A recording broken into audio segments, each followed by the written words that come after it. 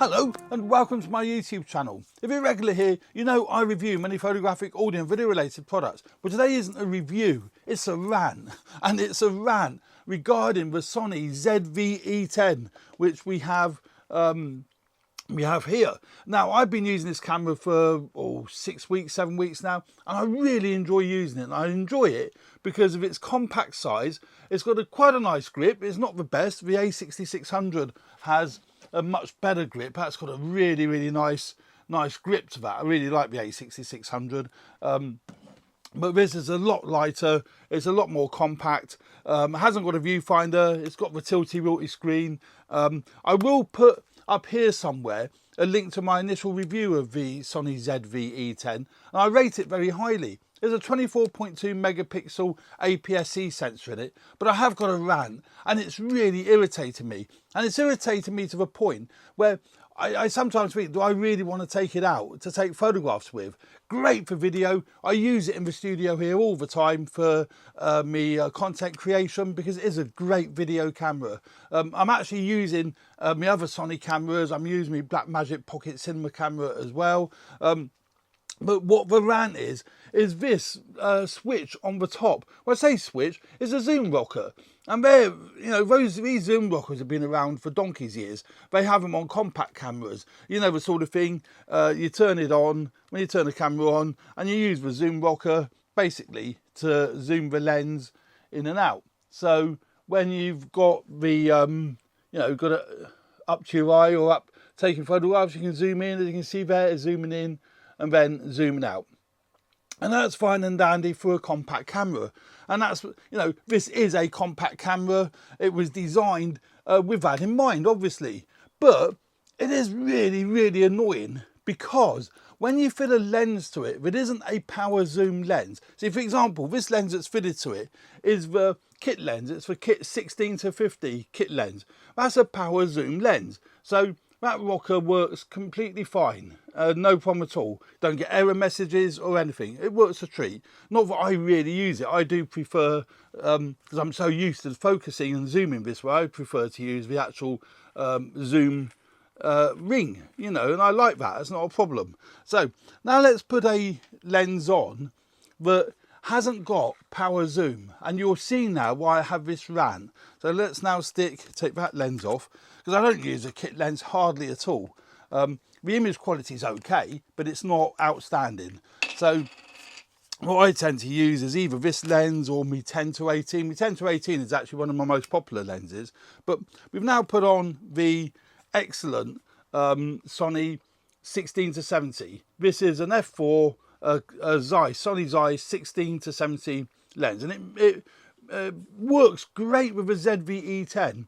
Because the ZV-E10 hasn't got image stabilization, you need really a lens that has got image stabilization. So I tend not to use my new Sigma 18 to, this is the Sigma 18-50. I tend not to use that on the ZV-E10. I use it on the A6600 because that has got in-body image stabilization.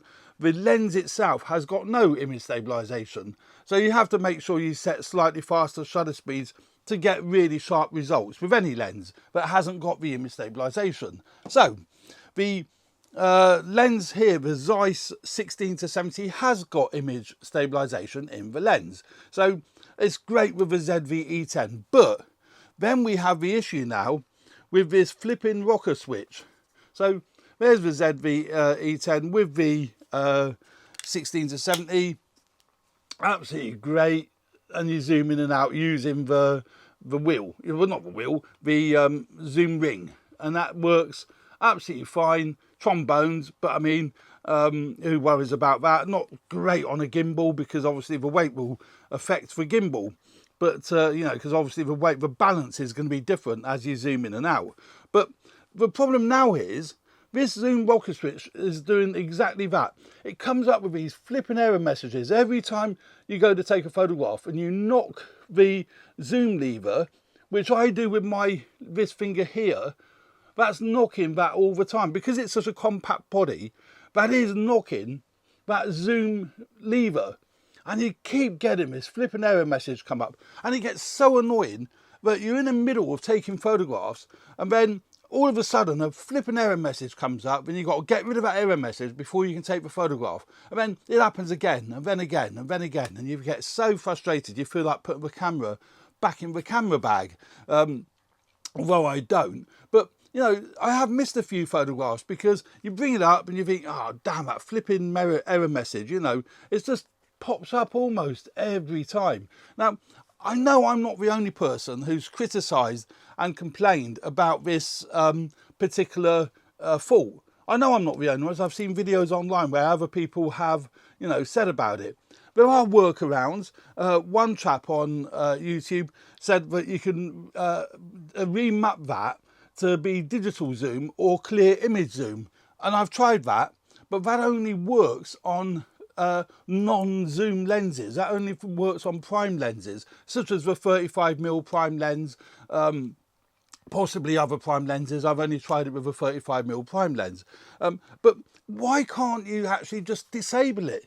It would make so much more sense if Sony had somewhere in the menu that you just disable that altogether, because it's not needed. I don't know why they put it on here anyway in the first place, because with this kind of body, what harm is there in just using the zoom ring? We've been doing that for a long time. You know, I think it's just an annoying function that just gets in the way of taking photographs. It really irritates me. Now, there are, as I said, there are workarounds possibly, but the workaround I would like to see is you can actually go into the menu and disable it. Now, it'd be great if Sony do a firmware update where you can actually just disable that function altogether. I would really like that. Or be able to remap it, maybe to adjust an ISO, exposure compensation, something like that, because some of these other functions are remappable, you know. Why haven't they made that remappable? Or did the engineers not consider you will be using other lenses than just the kit zoom? Or I've got an 18 to 105. That works great with it because it's a power zoom lens. You know, so, but also, although it works great with it, you can accidentally knock where your position is. So you can either zoom in or zoom out, you know, without realising it. So, you know, it's a feature that should really be able to be disabled. So my question is to my viewers is, if you know of any way, if you already own the ZV-E10 and you know of any way of disabling this zoom rocker switch, then could you kindly let me know in the comment section? That would be absolutely brilliant. I would love you to bits if you could do that, because it is really irritating me. Now, the camera itself does take great images, and that's why I love taking it out. It really complements my A6600. So when I go out anywhere, I take in a little camera bag, I've got my A6600 with the Sigma 18 to 50. That's a new lens. There'll be a link in the description up here somewhere to that particular review. And that complements that camera beautifully. But the 10 to 18 on my ZV-E10 is a great combination. Admittedly, I've got the 16 to 70 on here, because I will soon be doing a comparison video between the 16 to 70 and the Sigma 18 to 50. I think that is those two are good lenses to compare with each other. They're both really nice lenses, but you know, the image quality that comes off the ZV-E10 is great. I mean, there's a few images here I've taken at a local park, you know, and they're superb. The sharpness, the clarity, you know, is really nice. I've got no problems with, you know, what the camera can do and what its image quality is like. I just have issues with that ridiculous zoom rocker switch. You can see here, you know, they're really nice images. And, you know, easy to edit. The ARM files or RAW files that come out of, you know, the ZV-E10 are really good. So, you know, easy to edit. Actually, I'll, you know, this, well, it doesn't matter which one I grab. I'm using Luminar AI for these. I use Luminar a lot. I use Luminar AI and Luminar 4 all the time. They're great software, great editing programs, and they're really cost effective. If you do decide you want to purchase Luminar 4 or AI after downloading the trial version, I say there'll be a link in the description, then use the code AVP to get $10 off your purchase price. It helps me. I don't earn a great deal from it. I earn a few pennies, but you get a really good bit of software, and also at a great price. If we have a quick look, say for example here, you can adjust everything. All the parameters are easy to adjust, and it's got automatic enhancers, so it'll adjust the brightness, contrast, highlights, shadows and what have you. But the great thing with Luminar AI and Luminar 4, if you want to change the sky, it's easy and it's so intuitive. You know, you can see here I'm doing this in a matter of seconds. There's hundreds of skies, there's probably thousands of skies you can choose from, and it automatically knows where the sky is. I don't know how it works. I ain't bothered how it works. I just know it's great fun to play with, and you know, you can do a lot with it. I mean, I've made that really, really dramatic and really moody, and you know, that's the sort of thing you can do. So yeah, great bit of software, and you know, complements what I think is a great camera. And you can see, actually, you can see here again, I've only literally just picked it up, and the error message has come up on the screen, you know, not compatible with this lens. It's actually saying it's not compatible with the file format, RAW and JPEG. Well, that's a load of nonsense, because I've tried switching it over to just JPEG only, RAW only.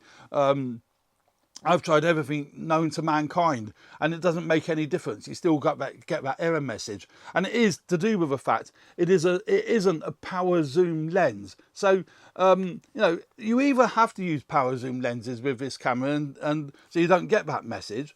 But if you use lenses, decent lenses that haven't got power zoom, you're going to keep getting that flipping message up. It does depend on how you hold the camera, of course, you know, and I suspect it's my big grubby hands, you know, these big grubby hands that are causing a problem, because the camera's so small. But I don't want to add grips and bolster it up a bit, because that completely defeats the object of having a nice compact camera. I like it nice and compact myself, you know.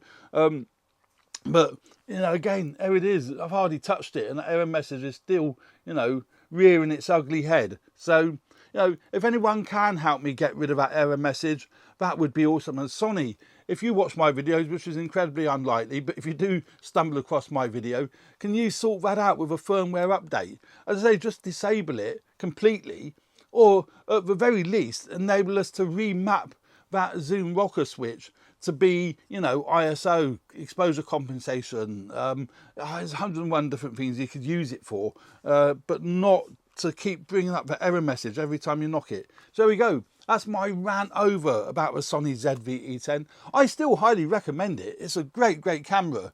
And, you know, it suits my needs beautifully. But it will suit it even more if we can get rid of that error message, because it is, you know, it is affecting my, you know, pleasure of using the camera. But there we go. That's the Sony ZV-E10 rant over. I hope you found that useful. I guess you'll only find this video useful if you own a ZV-E10, or you're thinking of buying a ZV-E10. For video, it's great. So, you know, if you're looking at buying this camera for vlogging or anything of that nature, then don't be put off by my rant, because it is a great video camera. I use it all the time. So there we go. Thanks very much for watching. Please subscribe if you haven't already done so. Hit the like button if you like the content of my videos. It really does help me grow the channel. Leave comments in the comment section. I do reply to most of them, but I'm not very good at replying to all of them.